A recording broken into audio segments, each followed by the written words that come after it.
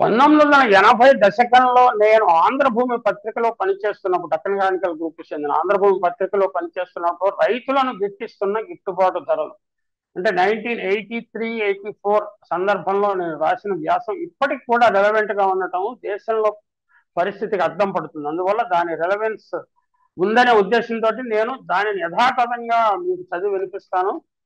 అంటే కంపేర్ ఇప్పుడు పరిస్థితికి అప్పుడు పరిస్థితి ఏమైనా మార్పు వచ్చిందా, మార్పు రాలేదా అనే విషయాన్ని ఎవరికి వారే నిర్ధారించుకోవాలి. రైతులను గిట్టిస్తున్న గిట్టుబాటు ధరలు అని శీర్షికతోటి ఈ వ్యాసాన్ని రాశాను. క్వింటాలకు ముతగా పప్పు సన్నధాన్యాల సేకరణ ధర రూ. 5 పెంచుతూ కేంద్ర ప్రభుత్వం ప్రకటన చేసింది. అంటే 1984-85 సేకరణ కాలంలో క్వింటాలు ముతక ధాన్యం సేకరణ ధర రూ. 137 నుంచి నాజూకు సేకరణ ధర రూ. 140 అయ్యింది. వ్యవసాయదారుల నిర్ణాయక సంఘం రూ. 5 సేకరణ ధర పెంచాలని చేసిన సిఫార్సును కేంద్ర ప్రభుత్వం అంగీకరించింది. అయితే ఈ సేకరణ ధర కనీసం రూ. 150 ఉండాలని అనేక రాష్ట్ర ప్రభుత్వాలు చాలా కాలంగా డిమాండ్ చేస్తున్నాయి. 5 ఏళ్ల క్రితమే ఎన్ జనార్దన్ రెడ్డి రాష్ట్ర వ్యవసాయ శాఖ మంత్రిగా ఉన్నప్పుడు క్వింటాలు ముతక ధాన్యం ధర కనీసం రూ. 150 ఉండాలని వ్యవసాయ ధరల నిర్ణాయక సంఘానికి విజ్ఞప్తి చేశారు. రాష్ట్ర ప్రభుత్వాల విజ్ఞప్తులను ఖాతరు చేయకుండా వ్యవసాయ ధరల నిర్ణాయక సంఘం సిఫార్సు చేస్తూనే ఉన్నది. ఆ సిఫార్సులను కుడియడంగా కేంద్ర ప్రభుత్వం ఆమోదిస్తూనే ఉంది. రైతులకు ఇది గిట్టుబాటు ధర అని కేంద్ర ప్రభుత్వం అభిప్రాయపడుతున్నట్లుగా ఉన్నది. ప్రభుత్వ అభివృద్ధి పథకాల వల్ల గ్రామసీమల్లో రైతులు కోటీశ్వరులైపోయారని, వారిపై పన్నుల భారం వేయాలని, ఆదాయపు పన్నుల ఉచ్చులో వారిని ఇరికించాలని మన పడక కుర్చీ ఆర్థికవేత్తలు, పాలనా యంత్రాంగంలోని ఉన్నతాధికారులు తెగ ఉవ్విళ్ళూరుతున్నారు. అయితే గ్రామీణ రుణభారం గురించి మరికొందరు ఆర్థికవేత్తలు చేస్తున్న అంచనాలు దిగ్భ్రాంతిని కలిగిస్తున్నాయి.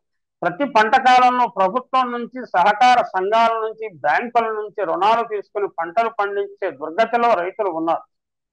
ఒక్క పంజాబ్కే ఈ సంవత్సరం కేంద్ర వ్యవసాయ శాఖ 128 కోట్ల రూపాయల రుణంగా మంజూరు చేసింది. ఇంకా కావలసిన అప్పులు ఇవ్వడానికి ఉదారంగా వాగ్దానం చేసింది. రైతుల నుంచి పాత అప్పులు వసూలు చేసే కార్యక్రమాన్ని వాయిదా వేసింది. అయినా పంజాబ్ అంతటా దాదాపు 25,000 మంది రైతులు ప్రభుత్వం ఇచ్చిన అప్పులు చెల్లించే పరిస్థితుల్లో లేమని, తమపై దౌర్జన్యం జరపవద్దు అంటూ ప్రదర్శనలు చేశారు. వ్యవసాయ రంగంలో వినియోగించే విద్యుత్ ఛార్జీలు తగ్గిస్తామని, గతంలో చేసిన వాగ్దానాలను అమలు చేయాలని కూడా వారు కోరుతున్నారు. దీనికి సమాధానంగా రైతులపై లాఠీలు నర్తించాయి, బాష్పగోళాలు పేలాయి. తమ దగ్గర సేకరించిన గోధుమపై బోనస్ చెల్లించాలని కూడా రైతులు కోరుతున్నారు. పంజాబ్ లో అస్థిర పరిస్థితులు ఏర్పడ్డా రైతులు విశేషంగా పంటలు పండించారు. ప్రభుత్వ లెక్కల ప్రకారమే గోధుమ సేకరణ కూడా రికార్డు స్థాయిలో జరిగింది. ఈ సంవత్సరం ఈ సేకరణ ఎంత ఉధృతంగా జరిగిందంటే గోధుమ నిల్వ ఉంచడానికి ప్రభుత్వం అంతా సరిపడినన్ని గోడౌన్లు లేవు. గతంలో గోధుమ దిగుమతి చేసుకుని నిల్వ ఉంచుకున్న భారతీయ ఆహార సంస్థ ఇప్పుడు గోధుమలు ఎగుమతి చేయాలని తలపోస్తున్నారు. ఇంత భారీగా పంటలు పండించే ప్రభుత్వానికి అమ్ముతున్న రైతులు ప్రభుత్వ రుణాల కోసం ఎందుకు ఎగబడుతున్నారు? ఆ రుణాలు ఎందుకు తిరిగి చెల్లించుకోలేకపోతున్నారు? ప్రభుత్వం చెబుతున్న గిట్టుబాటు ధర నిజంగా వారికి గిట్టుబాటు అయితే రుణాలు చెల్లించని రైతులందరూ అబద్ధాల కోరులు కావాలి కదా. అయితే రుణాలు చెల్లించని రైతులందరూ అబద్ధాల కోరలు కావాలి. భారతీయ రైతు అప్పుల్లో పుట్టి, అప్పుల్లో పెరిగి, అప్పుల్లోనే మరణిస్తూ, అప్పుల వారసత్వంగా తన సంతతికి ఇచ్చిపోతాడని కదా చెప్తారు. వ్యవసాయ రుణాలు రైతుల నుంచి సేకరించే రెవెన్యూ సిబ్బంది అనుభవాలు వింటుంటే రైతుల దుర్దశ నిజమే అనిపిస్తుంది. తొలకరి జల్లు పడగానే ఐఎంఎస్ 1976-78 సంవత్సరాల్లో తీసుకున్న పంట రుణాలు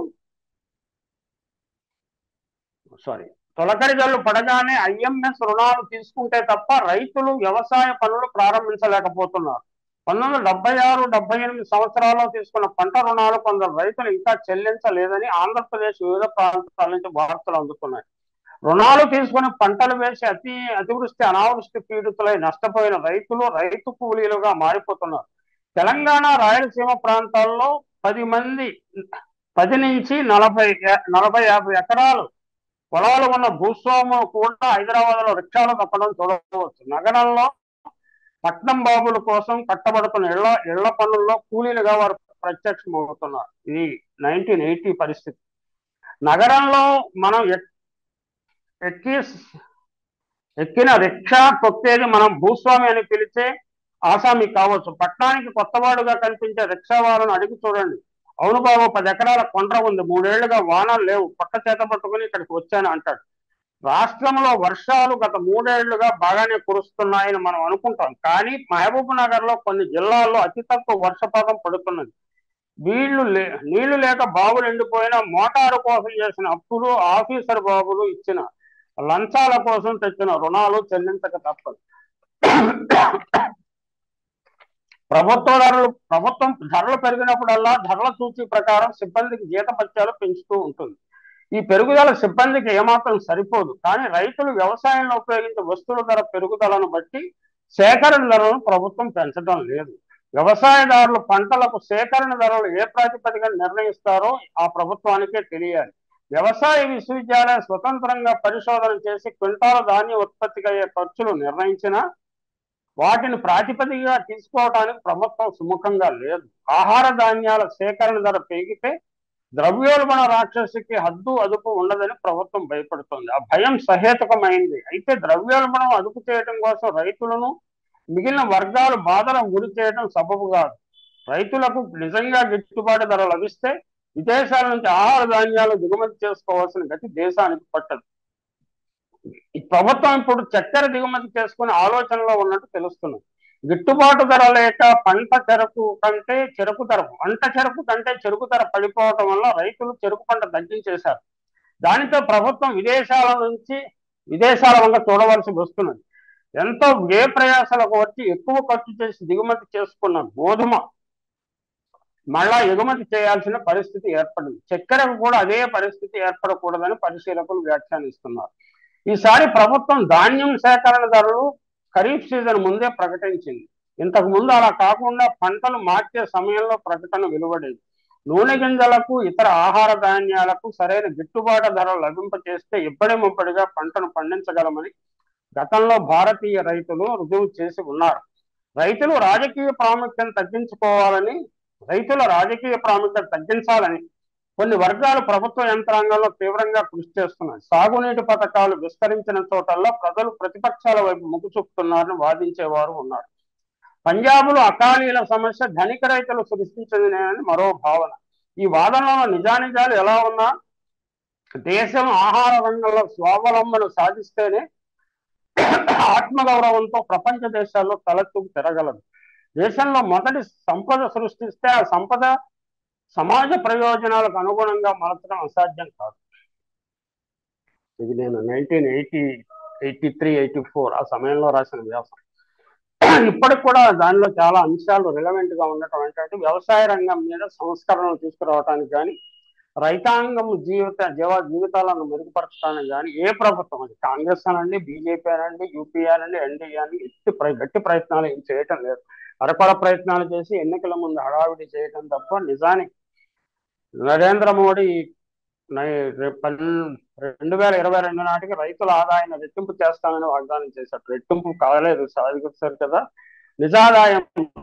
రైతుల నిజాదాయం ఇంత ముందు కంటే తగ్గిందని కూడా వార్తలు వస్తున్నాయి.